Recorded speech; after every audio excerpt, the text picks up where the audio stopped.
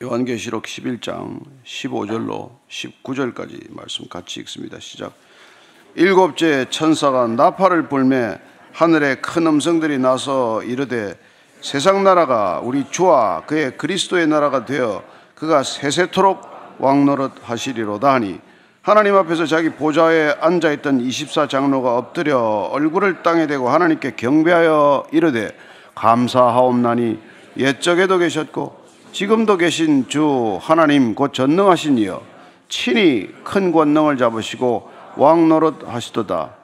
이방들이 분노하며 주의 진노가 내려 죽은 자를 심판하시며 종 선지자들과 성도들과 또 작은 자든지 큰 자든지 주의 이름을 경외하는 자들에게 상 주시며 또 땅을 망하게 하는 자들을 멸망시키실 때로소이다 하더라. 이에 하늘에 있는 하나님의 성전이 열리니 성전 안에 하나님의 언약궤가 보이며 또 번개와 음성들과 우레와 지진과 큰 우박이 있더라. 아멘. 예, 일곱째 천사가 마지막 나팔을 불니다. 그러면 세 번째 화가 있게 되는 것이죠. 네 번째 나팔을 분 이후에 천사가 나르면서 화가 있을 것이라고 이렇게 얘기했습니다. 그 세 번째 화, 그가 일곱째 나팔을 불 때 일어난다는 것을 기록하고 있습니다. 그러나 실제로 오늘 울려 퍼지는 것은 하나님 나라의 도래를 알리는 승리의 노래예요.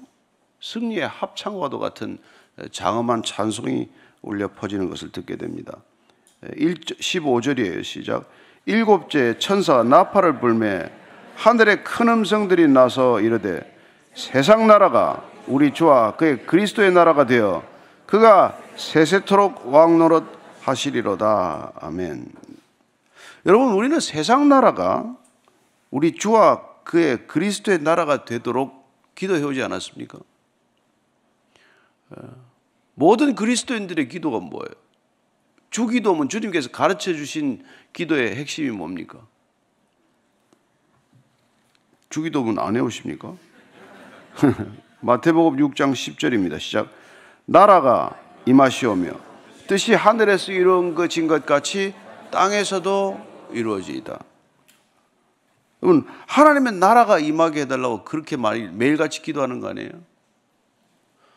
어떤 분이 어려운 일이 당하면 기도가 안 나와서 하루 종일 이 주기도문만 1000번을 외우는 분도 계세요. 아무 기도도 할 수 없어서 기도할 생각이 나지 않을 때도 이 기도문은 생각이 나기 때문에 주기도문만 외우시는 분도 있습니다. 근데 그 주기도문의 핵심이 뭐예요? 내용이 하나님의 나라가 임하도록 해달라는 거예요. 그럼 요한계시록의 마지막은 뭐겠습니까? 결국은 그 나라가 임하는 것, 수많은 하나님의 백성들이 수많은 기도를 통해서 올려드렸던 마지막 그 기도가 이루어지는 것 아니겠어요? 그게 지금 이루어졌다는 겁니다. 그게 세세토록 왕노릇 하실 그 하나님의 나라의 도래를 알리는 합창이 지금 요한의 귀에 들린 것이죠. 장엄한 합창입니다. 보통 보면 큰 음성이라는 표현이 이게 요한계시록에 19번이 나와요. 근데 오늘 이 음성은 음성들 복수로 되어 있습니다. 여러 사람, 모든 사람, 천상에 있는 모두가 합쳐서 찬송을 부르는 것이죠. 그 찬송의 내용은 뭡니까? 이 세상 나라가 하나님의 나라가 되어서 하나님이 세세토록 영원토록 다스리시는 것이다. 우리의 꿈은 뭡니까? 인간들이 다스리는 게 아니잖아요. 출애굽 뭐 했습니까? 하나님의 나라를 위해서 출애굽시킨 겁니다. 왜 가나안 땅에 들여보냈습니까? 하나님의 나라를 이루기 위해 들여보냈습니다. 그런데 왜 그들은 인간 왕을 요구했습니까? 하나님의 통치를 거부했기 때문이죠. 하나님의 통치가 미흡하다고 본 것입니다. 세상 나라를 부러워한 것이죠. 세상 사람들이 사는 방식이 그토록 좋아 보인 것입니다. 인간은 끝없이 사람들이 살아가는 그런 양식에 목을 매지 않습니까? 뭐 배울 게 있고 뭘 그렇게 탐할 게 있고 뭐가 그렇게 부러운 게 많아서 세상 사람들이 사는 방식을 그렇게 쫓아가느냐는 것이죠.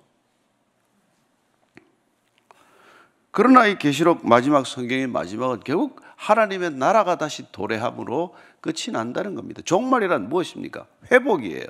종말이란 무엇입니까? 처음으로 돌아가는 것입니다. 처음으로 돌아가는 거예요. 태초가 좋았기 때문에, 태초에 하나님이 천지를 창조하시니라 그 순간이 좋았기 때문에 새 하늘 새 땅을 창조하시겠다는 하나님의 결정이에요. 에덴 동산에서 쫓겨난 인간이 지금까지 한 일이 무엇입니까? 문명을 이루었다고요? 이 땅을 오염시킨 것밖에 없습니다.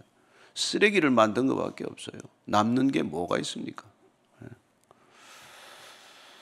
뭐 이런 얘기하면 뭐 화를 내는 사람도 있겠죠.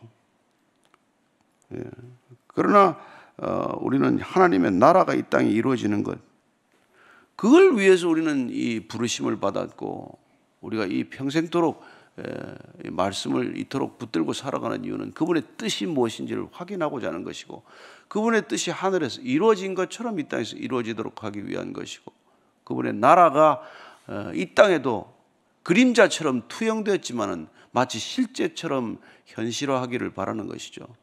그게 우리가 살아가는 목적이어야 한다는 것입니다. 왜? 이 세상은 당신을 위해서 창조되지 않았기 때문에, 저와 여러분을 위해서 존재하는 세상이 아니라는 것입니다. 죄인이란 뭡니까? 이 세상이 나를 위해 존재한다고 믿는 거예요. 이 세상이 내 것처럼 여기는 것입니다. 그런 인간들이 다 권력도 쥐고 다 떼돈도 벌고 하는 거예요. 세상 내 멋대로 좀 살아보겠다고. 죄인의 속성입니다. 그렇잖아요. 그렇게 부러우니까 문제가 되는 것이죠. 예수를 믿어도 신앙생활을 해도 그게 부러워서 신앙생활을 하는 것이죠. 그러나 끝이 되면 어떻게 됩니까? 다니엘서 2장 44절입니다. 시작.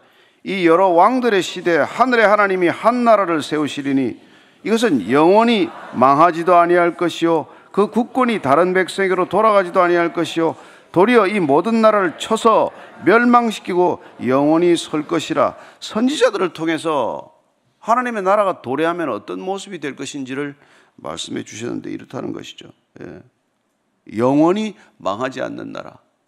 여러분, 로마도 500년이 뭐 가까이 못했습니다. 이 세상에 제국이라는 게 500년간 제국이 없잖아요.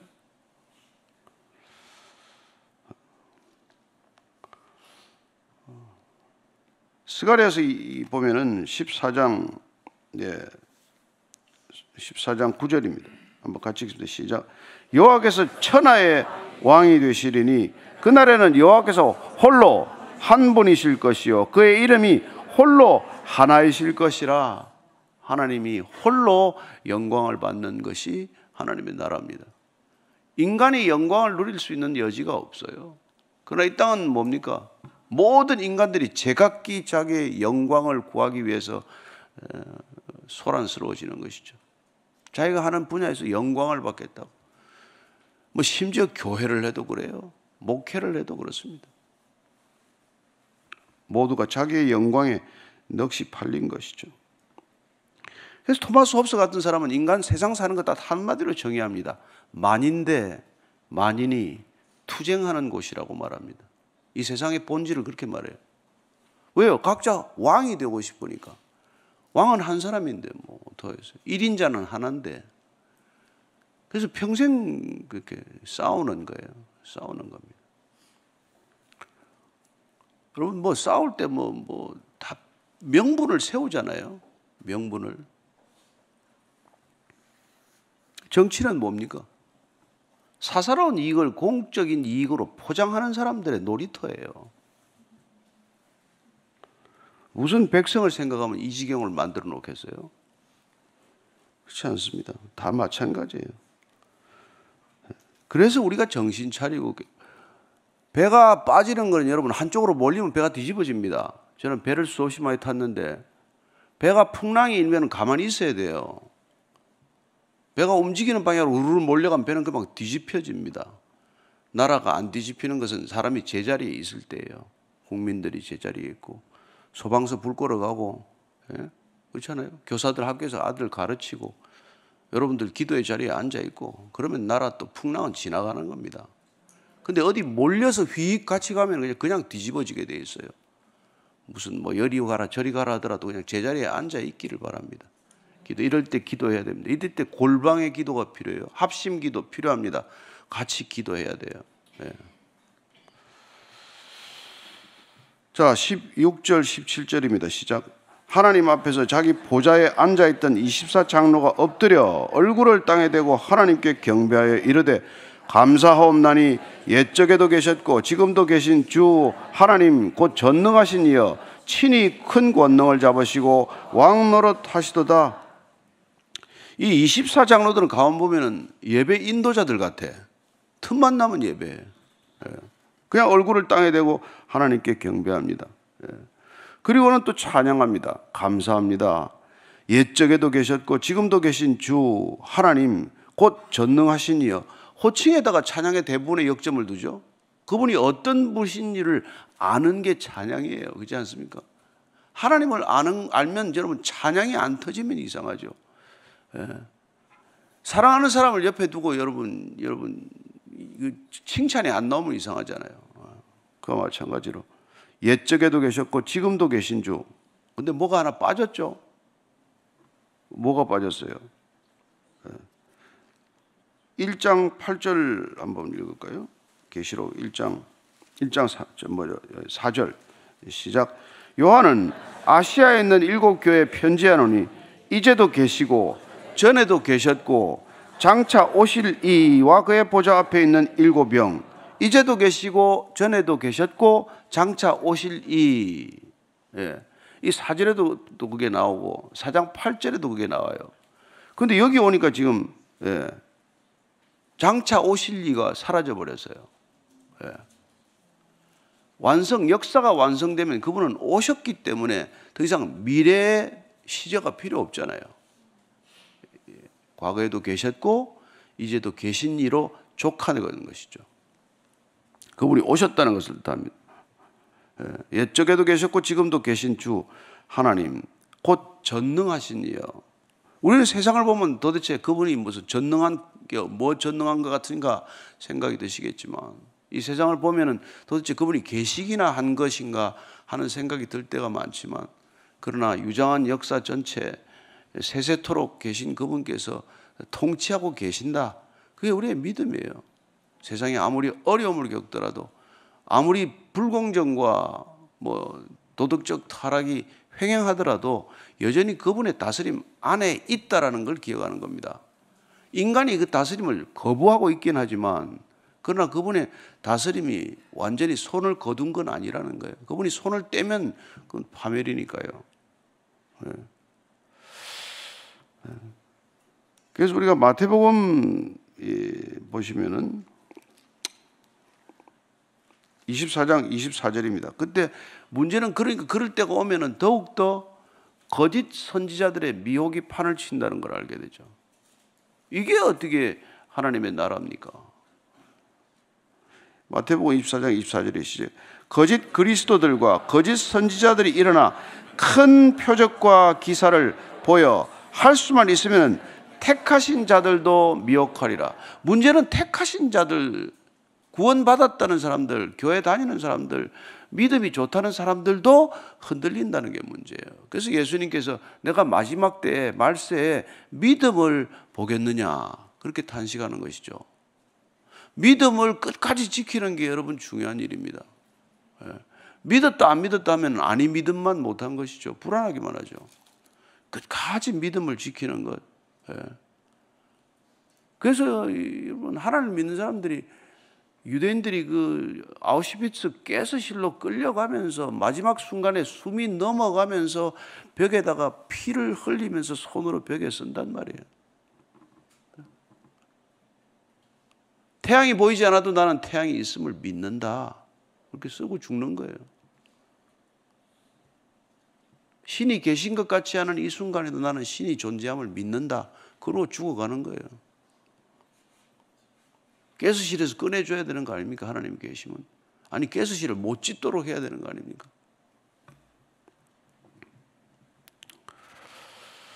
근데 이게 다 우리가 가야 이제 이 땅을 떠나 가봐야 결론이 나는 것이죠.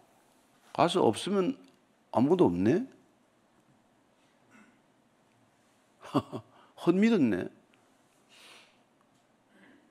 안심하십시오. 그렇게 불안한 표정을 짓지 말고. 그러지 않는다는 거예요. 그러지 않는다. 제가 하도 그 예수님 안 믿겠다고 이렇게 애를 막 고집 부리는 80대 어르신이 한 분 계셨어요. 근데 이분이 대한민국에 아마 여권이 한 10번 안에 들어가. 젊어서부터 아주 해외여행을 많이 하시고 기업을 하시다가 이제 은퇴하셔서 조용히 사시는 분인데 이제 예수는 절대 안 믿기로 결심한 거예요. 예수님이 꼴도 보기 싫어요. 그래서 이제 그 따님이 하도 애가 타니까 저를 이제 데려가서 예수님을 좀 영접시켜 달라고 그랬어요. 제가 보고 이제 웃으시면서 이제 과거에 사셨던 얘기하니까 아주 옛날에 얘기 좋아하지 않습니까? 뭐 옛날에 여권을 어떻게 발급받은 얘기, 여권이 있으면 천하를 얻은 것 같은 느낌. 첫 비행기를 타고 나갈 때 기분 뭐 이런 거 다 얘기하시더라고요. 그래서 제가 한 가지만 물었어요. 여권 없이 혹시 미국 가지 않았냐고. 화를 내시더라고요. 여권이 없이 어떻게 가냐고. 아, 그러면 그걸 아시는구만.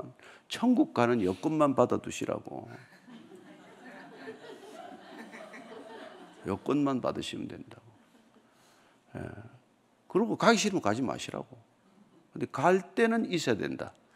그리고 갈 때 여권 받아갈 때 비자 받아갔냐 그랬더니 받았대요. 아니 비자 안 찍고 가지 그러셨냐 그랬더니 비자를 안 찍고 어떻게 들어가냐. 그럼 비자 받아두시라고. 비자 받아두시라고. 그래서 영접하셨습니다. 비자 받으셨어요. 비자 받으셨어요. 비자 받으. 저는 여러분들이 예수 안 믿는 사람들한테 제가 제발 여권이라도 좀 가지고 해외 안 나가더라도 여권이 있어야 되잖아요. 그 미국 뭐 안 가든 어디 안 가든 뭐 비자 없이 들어간 나라가 뭐 지금 100 몇십 개 아니에요. 그러나 비자를 요구하는 나라는 비자가 있어야 되는 거죠. 근데 천국은 비자가 필요합니다. 예. 예수님 비자가 필요해. 예수님이 도장 찍어주러 오셨어요. 그렇잖아요. 예. 값없이 도장 찍어주러 오셨어요. 미국 대사관에 요새 비자 피가 올랐더라고. 근데 예수님은 비자 피 안 받습니다. 안 올렸습니다. 그냥 믿음으로 고백하면 돼요. 그러면 되는 거죠.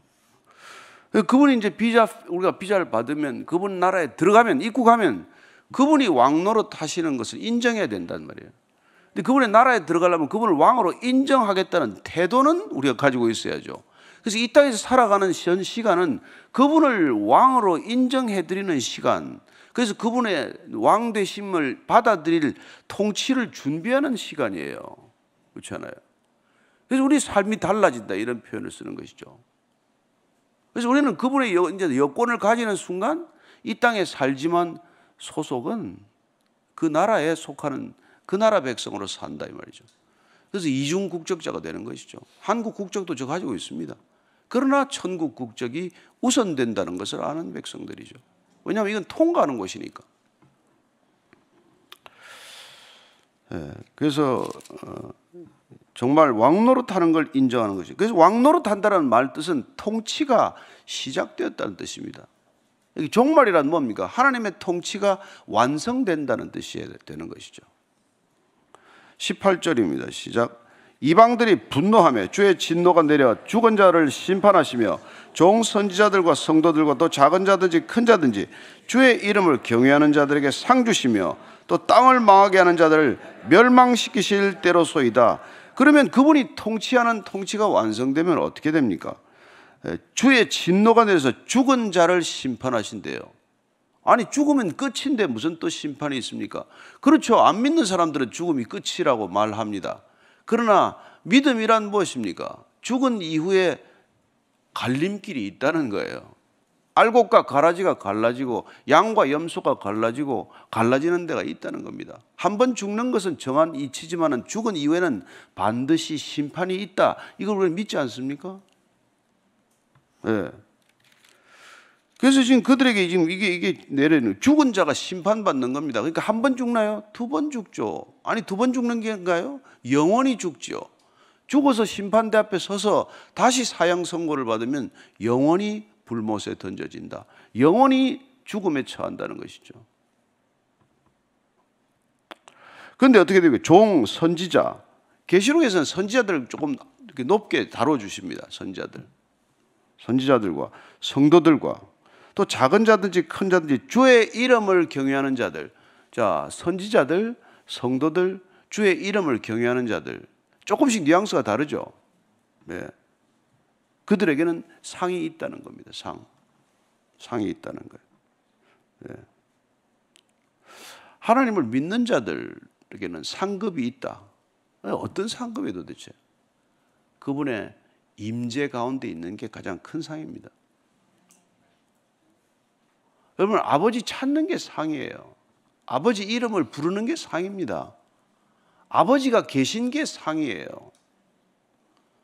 저는 뭐 고아된 지 오래됐습니다. 뭐 양쪽 어르신들 다 떠나셨으니까 고아 아닙니까? 그러나 우리는 육신의 아버지 부모가 다 떠나도 영원하신 아버지가 계신 줄로 믿습니다. 그래서 우리는 평생 고아로 살지 않아요. 고아로 살지 않습니다.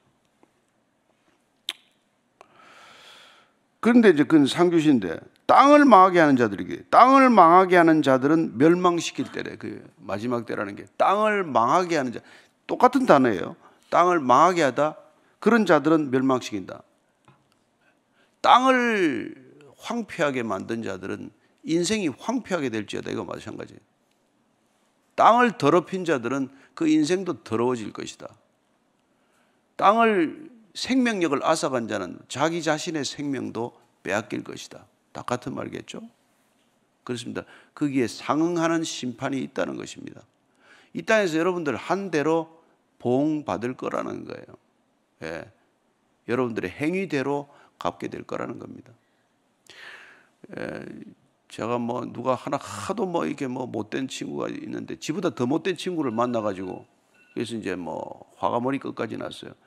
저놈을 뭐 죽여버리겠다고 작심을 했는데 요새는 뭐 죽인다면 또 죽이는 길이 있더라고. 근데 그러다가 이 친구가 예수를 만나서 그걸 포기했어요. 그래서 내가 정말로 칭찬했습니다. 너 성질대로 그 사람 죽였으면 너 인생은 그 죽인 놈보다 훨씬 더 고생 심하게 할 텐데 잘 참았다 그랬는데, 여러분, 사람 죽이고 보상 안 받겠습니까? 가인이 아벨을 죽이고 땅에 피가 짖는 소리가 안 들립니까? 땅에서 올라오는 소리가 안 들립니까?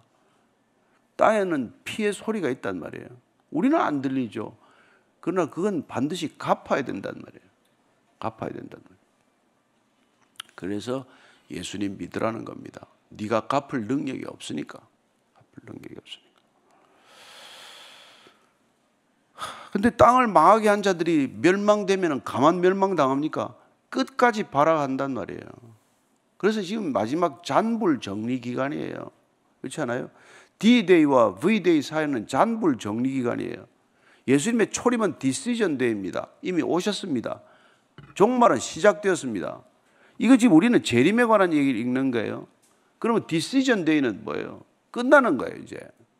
그 사이 이게 그 빅토리 데이, 그죠? 최후의 승리의 날. 그 사이를 우리는 지금 살아가고 있는데 그 시간 동안 이런 일들이 일어날 거라는 지금 얘기를 하고 있는 거란 말이죠. 그런데 마지막에 올수록 발악이 더 세지지 않겠어요? 그래서 우리가 시편 2편 보면은 이렇게 되죠. 시편 2편에 그들이 어떤 태도를 보이는지 1절 2절입니다. 시작. 어찌하여 이방 나라들이 분노하며 민족들이 헛된 일을 꾸미는가? 세상의 군왕들이 나서며 관원들이 서로 꾀하여 여호와와 그의 기름 부음 받은 자를 대적하는 것. 이런 일들이 일어난다는 거예요. 이런 일들이 일어납니다. 마지막으로 예레미야서 51장 25절입니다. 시작. 여호와의 말씀이니라. 온 세계를 멸하는 멸망의 산아, 보라, 나는 내 원수라. 나의 손을 내 위에 펴서 너를 바위에서 굴리고 너를 불탄 산이 되게 할 것이다. 끝까지 하나님한테 대적하는 자들은 이런 모습이 될 거라는 거예요. 그래서 19절 이렇게 결론 내는데 시작. 이에 하늘에 있는 하나님의 성전이 열리니 성전 안에 하나님의 언약궤가 보이며 또 번개와 음성들과 우레와 지진과 큰 우박이 있더라.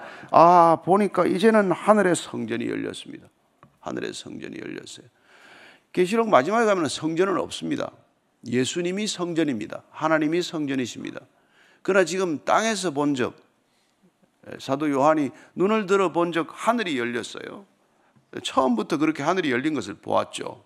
그래서 촛불 사이를 걸어다니시는 흰옷 입은 예수님을 보았습니다. 그런데 놀랍게도 마지막에 다시 보이는데 보니까 뭘 봤다고요? 언약궤가 보인 거죠. 언약궤. 여러분, 언약궤란 뭡니까? 법궤 안에 있는 가장 중요한 것 아닙니까? 법궤는 뭡니까?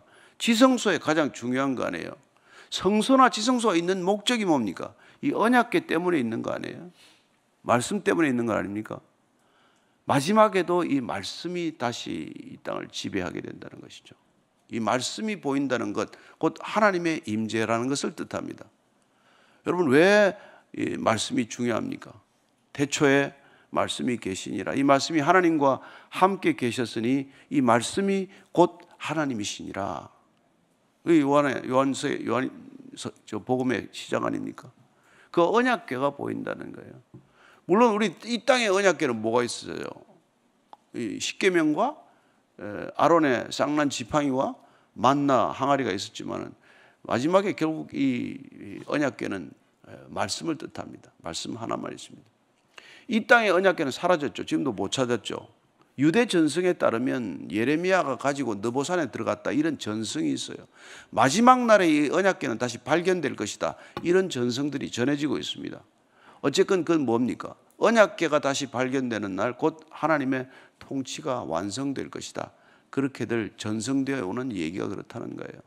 그러나 오늘 이 계시록을 보니까 하늘이 열리고 하늘에 얼핏 보였는데 언약궤가 보였다. 다시 그 언약궤가, 잃어버린 언약궤가 다시 눈에 들어왔다는 거예요. 그리고는 번개와 음성들과 우레와 지진과 큰 우박이 있더라. 이건 하나님의 임재를 표현하는 계시록적 관용구예요. 우레, 음성, 번개, 지진, 이런 것들은 하나님이 이 심판에 사인했다는 거예요. 결제 도장 찍었다는 겁니다. 반복되는 표현이에요. 하나님께서 이 심판, 이 징계를 허락하셨다는 뜻이란 말이에요. 이 모든 것들이 완성되는 시점을 향해 가고 있다는 것입니다. 우리가 이 어두운 시기에 다시 계시록을 보고 있습니다만은, 계시록을 여러분들 두려워하지 말고 힘들어하지 말고 자주 그냥 읽게 되기를 바랍니다. 어떻게 보면 마음 드시면은 그냥 매일 하루에 한 번씩 읽고 그냥 이렇게 이 연말까지 가도 괜찮아요. 계시록이 몸에 익숙하면은 여러분들 이 세상에 대한 두려움이 없어집니다. 담대하게 이 세상에 맞설 수 있게 되기를 바라고, 내가 세상에서는 환난을 만나겠지만 그러나 담대하라, 내가 세상을 이겼노라 하는 뜻이 무엇인지를 알게 되실 것입니다. 오늘 기도할 때 하나님, 이기신 주님과 함께 이 세상 담대히 살게 하옵소서. 한번 같이 기도하겠습니다.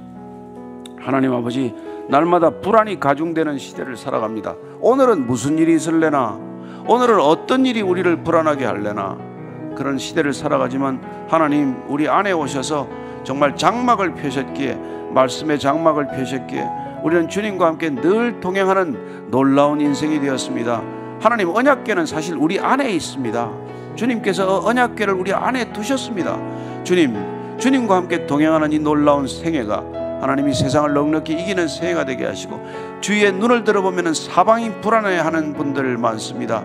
하나님, 그들에게 조용히 손을 내밀 수 있는 시간이 되게 하시고, 저들에게 살아계신 하나님을 증언할 수 있는 시간이 되게 하여 주시옵소서. 하나님, 때를 얻든지 못 얻든지 우리는 하늘이 열렸다는 것, 언약궤가 우리 중심에 있다는 것 증언할 수 있는 그리스도인들 되게 하여 주옵소서. 이제는 십자가에서 하나님의 통치를 완성하신 우리 구주 예수 그리스도의 은혜와 하나님 아버지의 크신 사랑과 성령의 인도하심이 오늘도 이 불안한 시대에도 평강, 빼앗기지 않는 평안을 누리며 살아가는 이 자리에 고개 숙인 진정한 그리스도인들 위해, 참된 믿음의 형제 자매들 위해 지금부터 영원까지 항상 함께 하시기를 간절히 축원하옵나이다. 아멘.